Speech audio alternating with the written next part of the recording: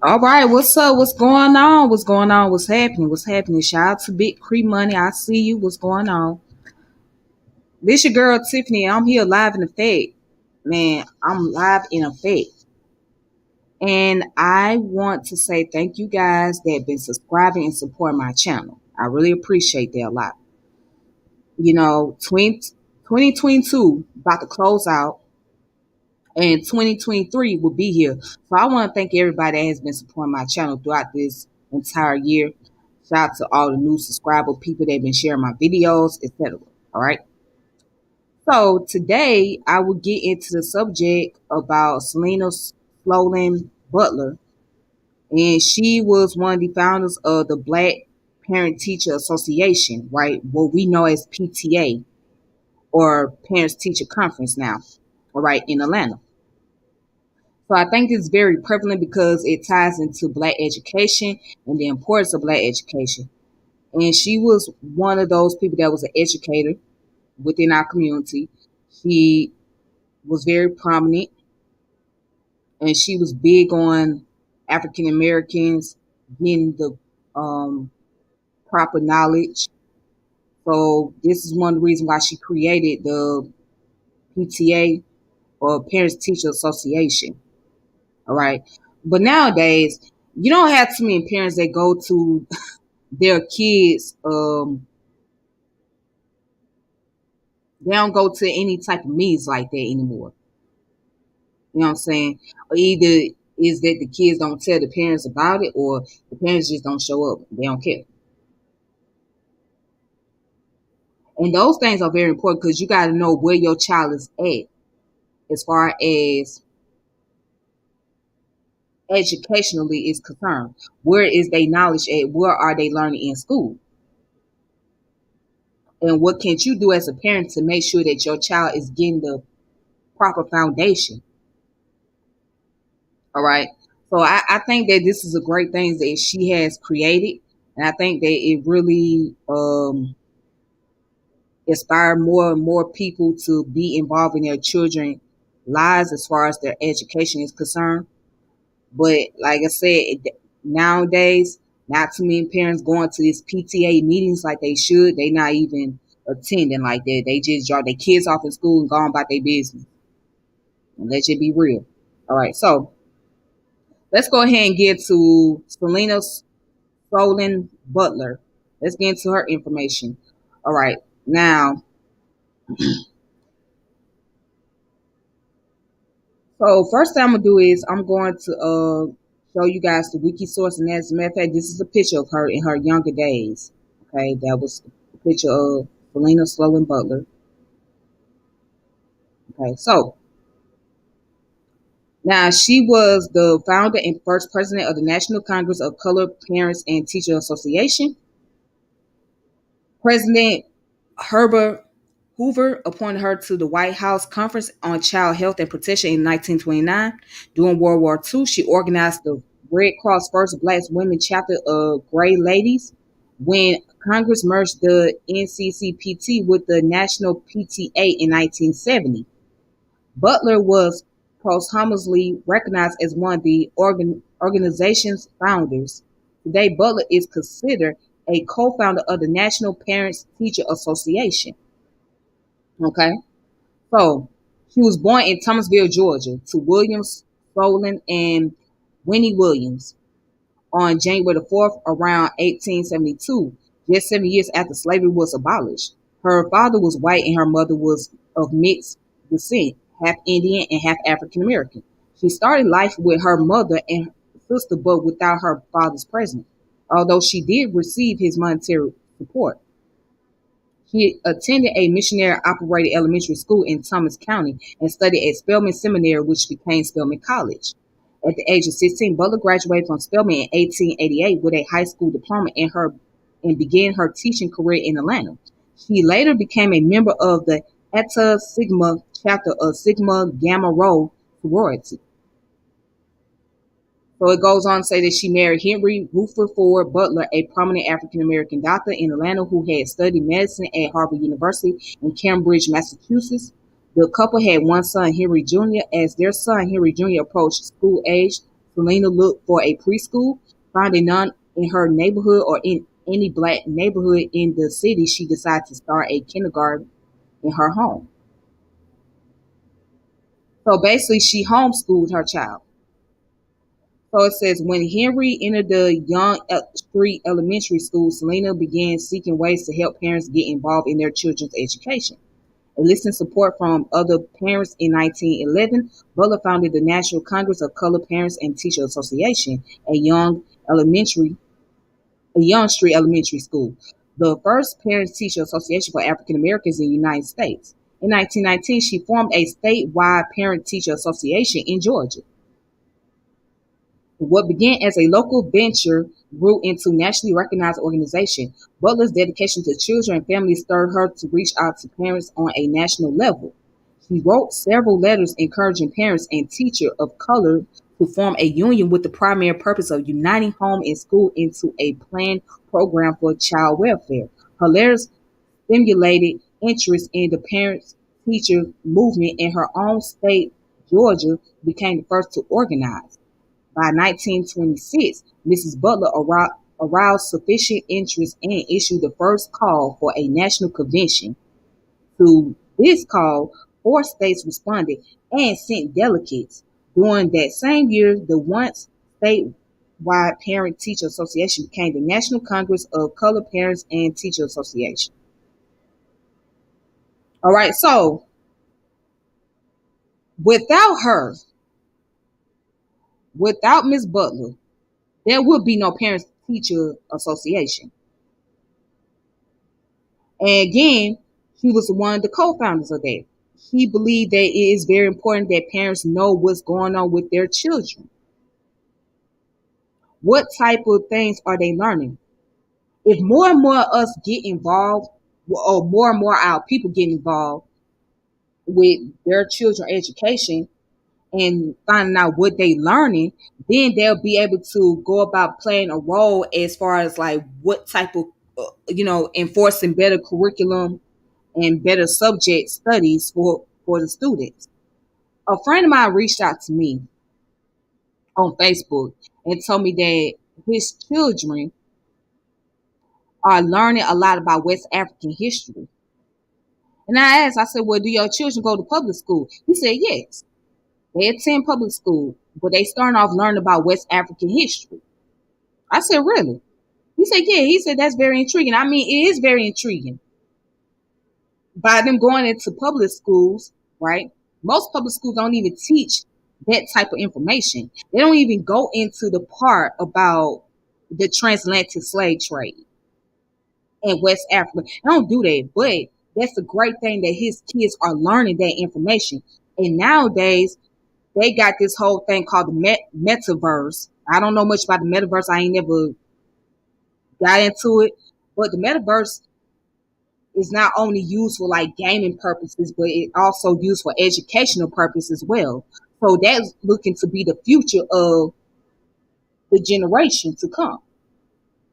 Which to me, I think that's a beautiful thing. I think that's a wonderful thing. Real talk. But all right, so let's just go ahead and go on to some more information.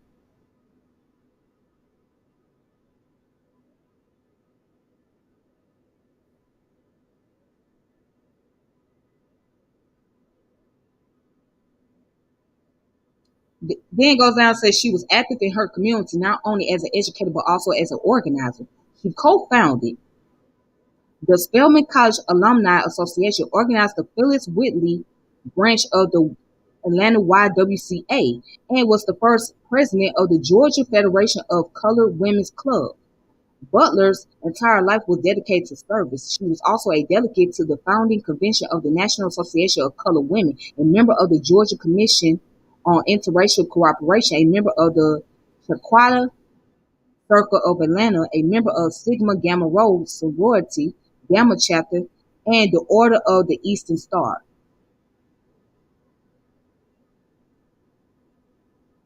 Right?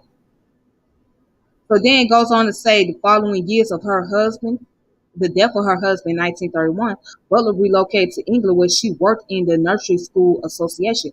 Thereafter, she returned to the United States to live with her son and his wife in Arizona, where she organized the first Black women's chapter of the Gray Ladies Co-ops. At the age of 92, Butler died of congestion heart failure on October the 7th, 1964, and was buried beside her husband in Oakland Cemetery in Atlanta. A portrait of Butler is displayed in the Georgia State Capitol building. In 1966, the city of Atlanta dedicated the Selena Sloan Butler Park in her honor. In 1970, Butler was named a founder of the National Parent Teacher Association. In 1995, Butler was posthumously inducted into the Georgia Women of Achievement Hall of Honorees. So now you can find more information at the bottom of the page at the reference for further reading and external link. Okay. So now let's go on to some more information, right? So here, you guys can check out New Georgia Encyclopedia. So under New Georgia Encyclopedia, right, you can find out more information.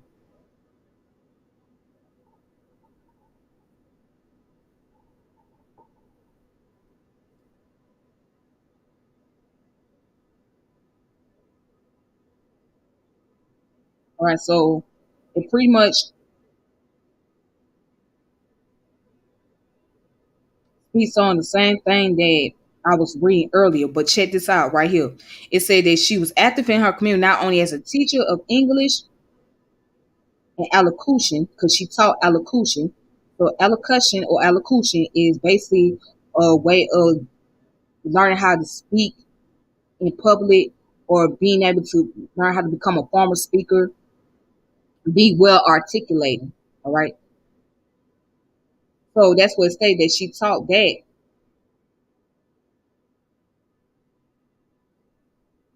Okay. So again, it pretty much goes into the same thing that Wikipedia was saying, but again, you can just always go to his website to verify sources.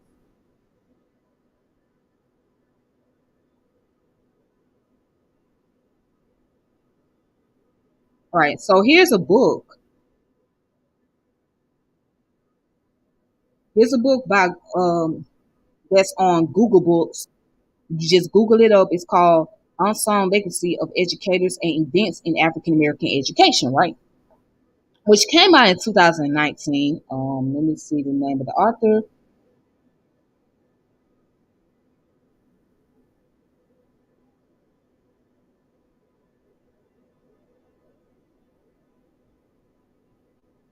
All right, so the authors' name are Andrea D. Lewis and Nicole A. Taylor. Okay.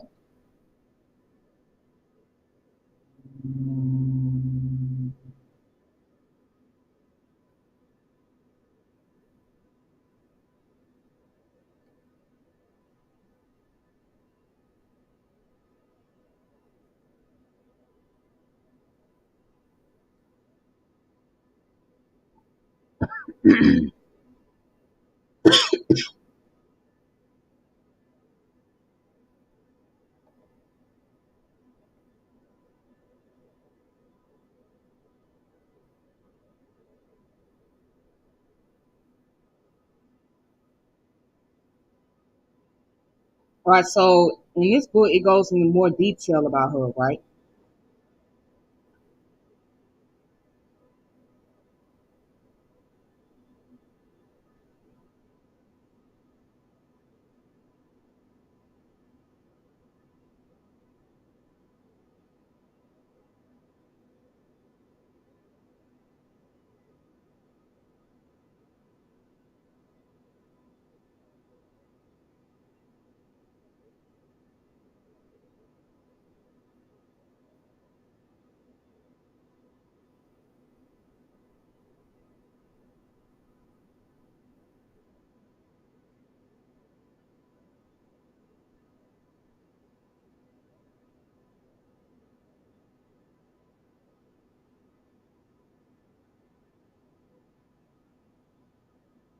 Right down here, it says while Butler was creating history through selfless and courage, she maintained a relationship with the presidents at her alma mater, Spelman College, from President Florence Matilda Reed to President Albert E. Manley.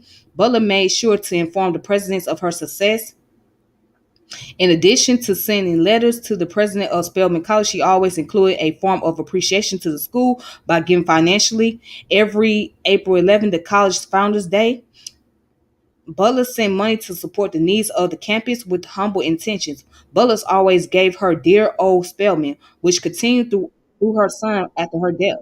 However, Butler's giving was not only demonstrated through monetary donation or through her presence at commencement ceremonies. She had already set the course as a trailblazer for her younger Spelman sisters in the field of education and social justice.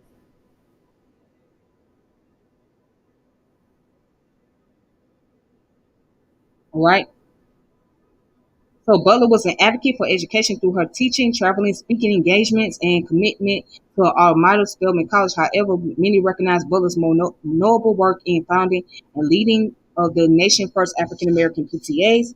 Guided by her initial work in establishing a PTA at Young Elementary School, Butler went on to establish the National Congress of Colored Parents and Teachers, right? The NCCPT was a statewide parents teachers organization designed to be a resource for families and a strong advocate for the betterment of children's lives through education.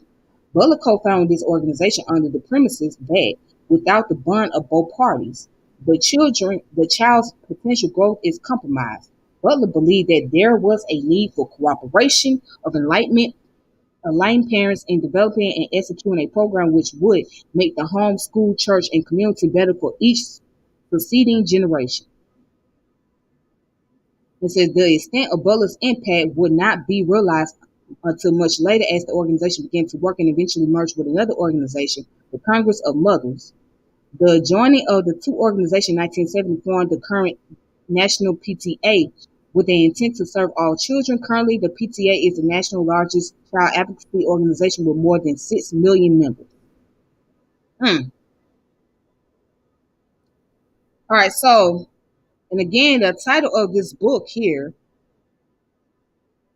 is called Unsung Legacy of Educators and Events in African American Education. So, also, what we see in this book, let's see, the book came out in 2019.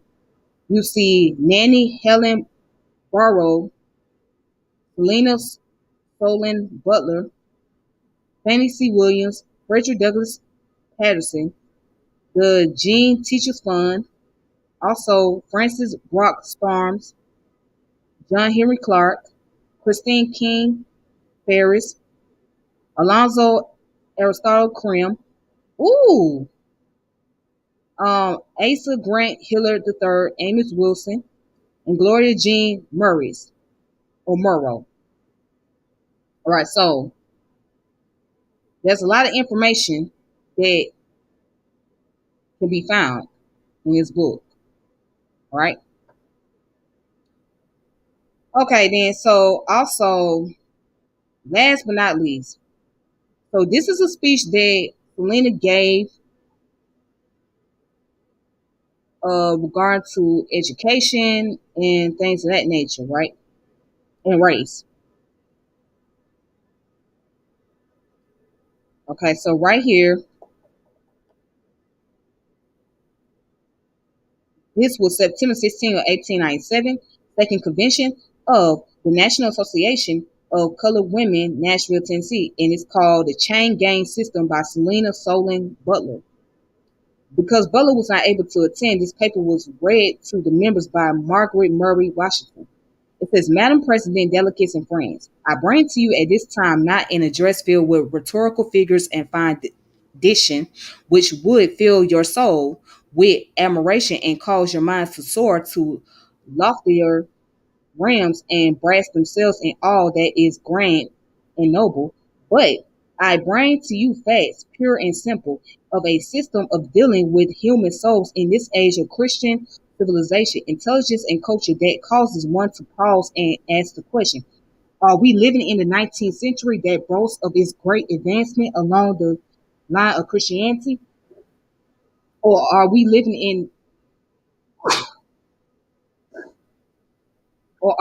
in a period of the dark ages, the Armenian massacre, the butchery of the struggling Cubans, and the horrors and cruelty of the Siberian prison all sink into oblivion when one knows about the foul condition of affairs as they exist in the convent lease system of the South, especially Georgia.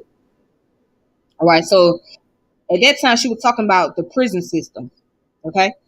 She said, I still confine my talk to the convict lease system as practiced in Georgia. For the benefit of those who do not understand the system of leasing convicts in Georgia, I quote the following explanation of these classes of convicts in the state.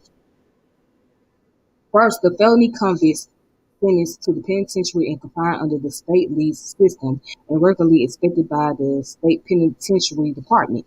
Second, misdemeanors or county convicts actually employed on the public works, either by the county in which they were convicted or a county to which they were leased, but subject to no state inspection and under the control of no state official.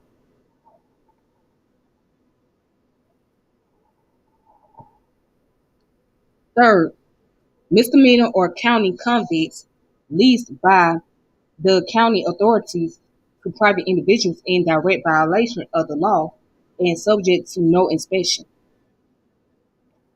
And it also says the legislature leased the first class convicts for a term of 20 years to convict camp companies, and these camps are employed more than 2,000 convicts.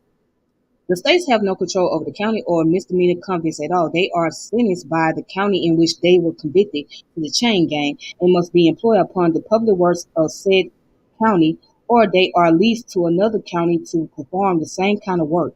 This is lawful, but if the county official have contracted to furnish private individuals or corporation, they accordingly convict as many persons as possible so as to fill the contract. This is illegal, but has been practiced for years in the Empire State of the South. There are at least as many legal county chain gangs as there are counties in the state. They are 24 operated by private individuals that have been inspected by the commissioner sent out by the governor. There may be more hidden in some lonely part of the county. The convicts in these private chain gang camps are worked upon farms and turpentine, distilleries, sawmills, brickyards, etc. Many of the counties lease their convicts to other counties at the rate of $3 per month for well and strong men and $1.50 for women and men with physical disability. And now it goes on down to say the recent report, which is not yet published, shows that the convicts worked by counties are well cared for, and only in a few instances they have suffered from the want of food, clothing, and from brutal treatment by chain gang bosses. It is those convicts leased to private corporations who suffer miseries which their poor miserable selves and God know. The chain gang bosses, as a rule, are selected from the lowest element in the white race and rather glorify in their office and the freedom of dealing out of misery cruelty to helpless convicts for small offenses, and often for no offense at all. Many of the chain gang camps are situated in places remote from settlements and public roads, where no one can interfere with the inhumane treatment these poor, helpless creatures receive from beings who would be a disgrace to the Butte Kingdom. Many of the prisoners have scarcely enough clothing on their uncared for bodies to protect them from the gaze of others or from winter's cold or summer heat. Many of them have garments in which they were convicted months ago, in which today are dirty, greasy, and worn almost to shreds. The majority of the prisoners in these private camps are poorly fed.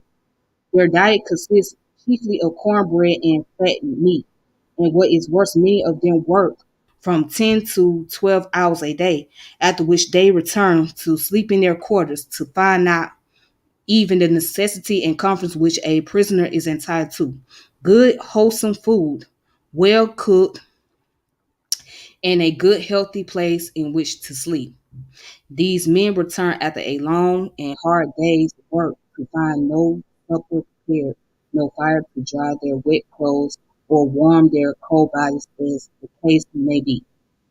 Each is given his ration and in turn must cook it over a fire that has made in the yard of the stockade, 4 or 5 using the same skillet to bake their bread and fry their meat. So basically,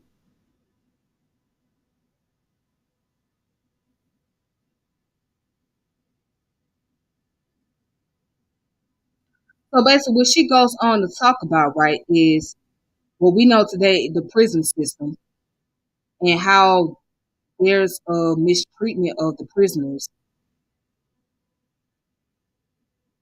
the inmates rather, and how they have to suffer under condition and they're not getting the treatment or whatnot. As of today, it's still like that. There is a lot of prison system that do not provide the necessary resources to their inmates as they should.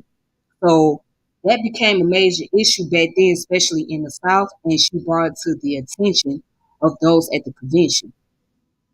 All right. So that was her whole thing. She wanted to speak on that concept of dealing with the racism in a what we call in the penal system, which deals with the penitentiary or the penitential system. All right. And that's what the speech was all about. Yeah, the chain gang system, which we know today is the penitentiary, the jail system, etc. All right. All right, then. So that's it. That's all I have for that information. So I hope you guys enjoyed this video and make sure you like my channel, subscribe to my channel, hit the notification bell, and I appreciate those of you that has been supporting my channel. All right, and I will come back to you guys later on with another subject. I will keep you guys posted. But until then, y'all take it easy. Peace and power, elevation be to all of you. It's your girl Tiffany, and I'm logging off saying deuces. Be safe. All right. Deuces.